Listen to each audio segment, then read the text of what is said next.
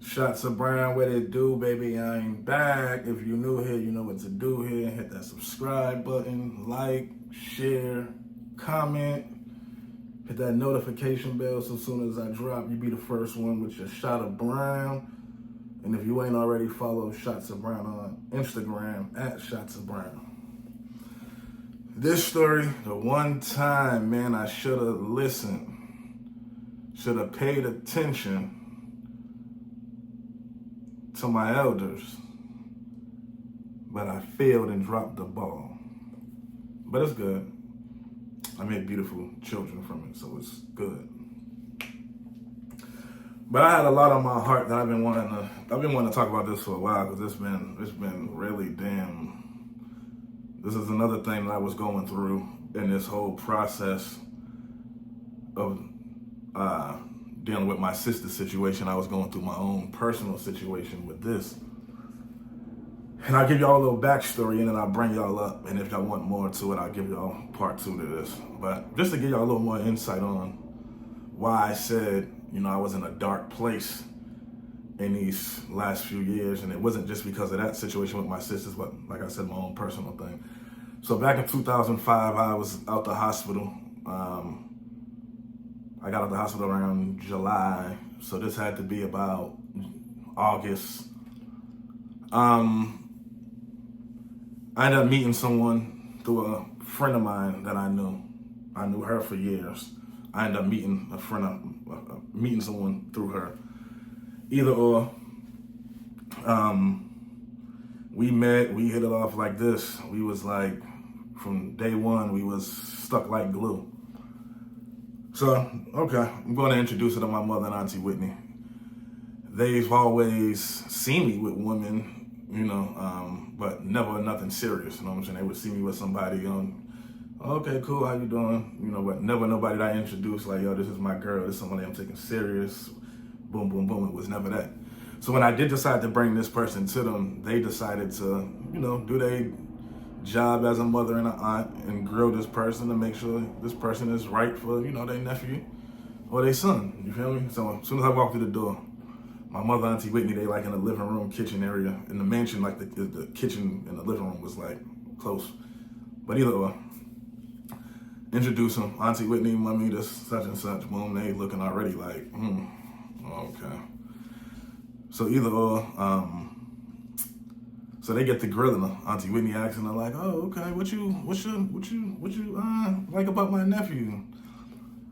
They get to having a womanly conversation, all three of them. I go about my business. I'm off, venturing off doing other things in the crib.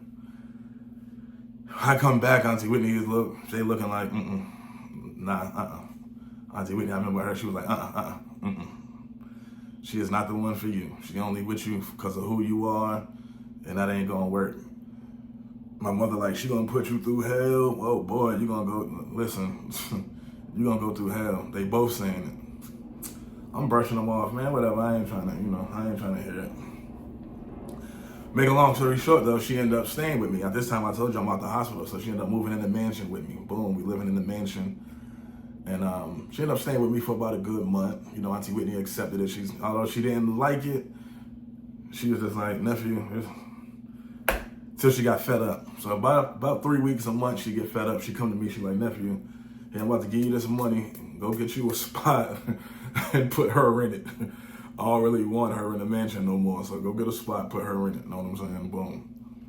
So I go get a little spot, boom. She furnished, Auntie Whitney furnished it. There was furniture downstairs. She like, just take that furniture, put it in your crib. Boom. We do that. Everything that they told me I was gonna go through, I went through. And I'm not saying that she was a bad mother. She's a great mother to my children, beautiful mother to my children. But I'm just giving you my story. It wasn't good for me. And at that point, I'll give you a little back history even on me. Back then, I was more so on some, at first I was doing good, then I seen some things, and then I switched.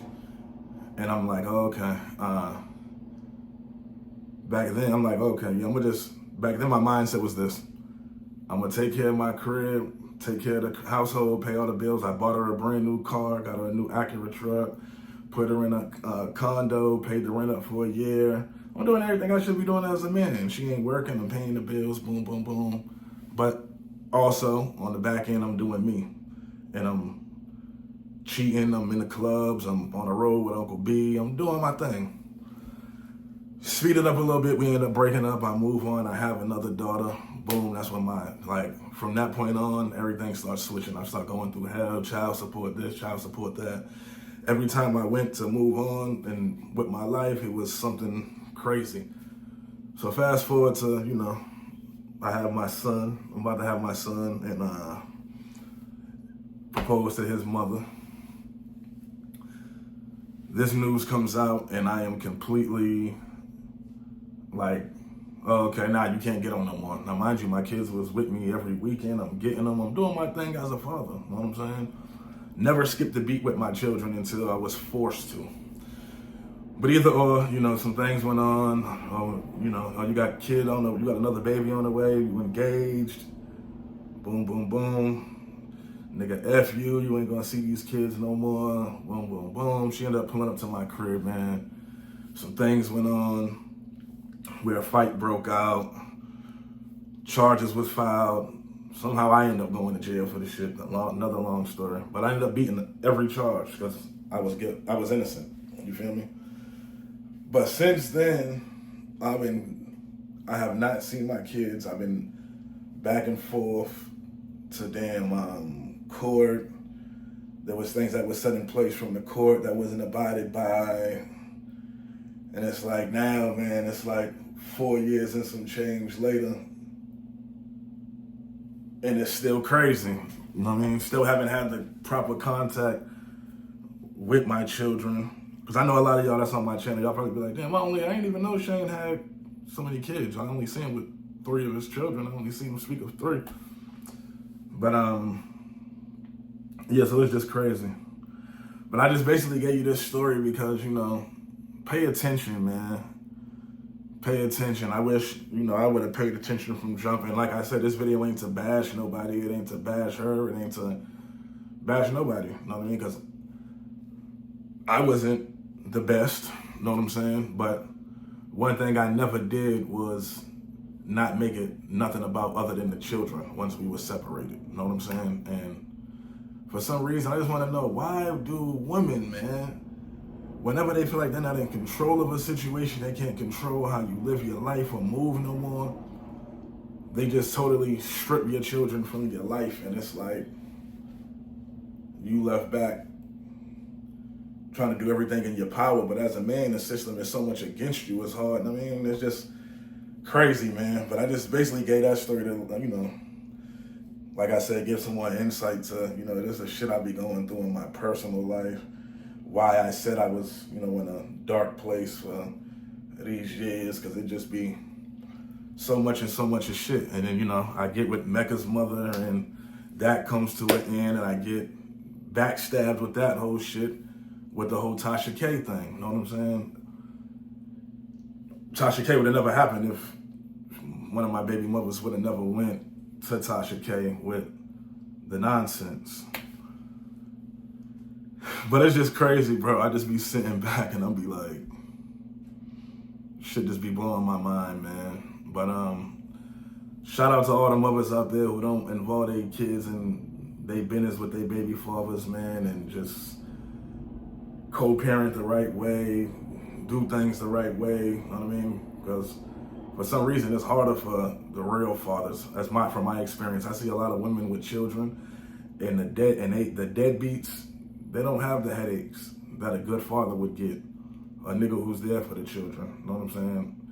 But it's crazy though. But just something I wanted to get off on my chest, give y'all another little piece of me. You know what I'm saying? And give y'all a little more clarity to understanding why I say some of the things I say. But I love y'all, man. Shots of Brown. I should have listened, man. Auntie Whitney, I'm sorry I ain't listened. I should have listened. You was right. I love you. I miss you. Shout out to my mother, Tina Brown. I love you, mama. Shots of Brown, baby. I love y'all. I'll be back in a minute.